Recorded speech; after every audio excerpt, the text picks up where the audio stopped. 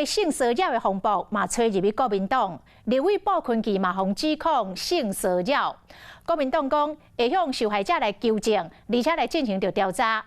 国民党的总统参选人侯友宜对于性骚扰的事件是表态讲，绝对无被原谅，绝不宽待。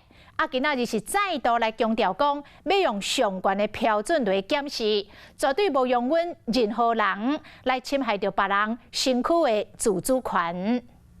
是复杂，是掩盖案情，然后有权力的人让底下的人不敢讲话。国民党总统参选人侯友宜针对性骚扰的问题呛声民进党，违反了全世界潮流的性别平权，不但违反，更重要你是包庇，这些后面的动作只是在亡羊补牢。只不过，港党的立委鲍坤基被指控性骚扰，这声话嘛烧到国民党侯友宜正正阁讲到绝对袂原谅，严格标准又阁是啥？严肃的面对这个议题，不容许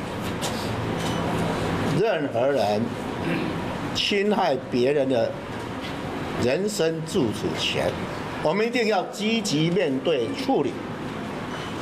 勿枉勿纵。隔一个面，搁再一遍强调用上悬的标准来检视。国民党伫今仔日举行记者会，说明党员牵涉到性骚扰的处理方式。党员的行为有违反党章，有违反法令，甚至他是直接构成违反法律的规定的时候，我们根据他的情节来进行我们党纪的惩处，撤销党籍、开除党籍、停止党职。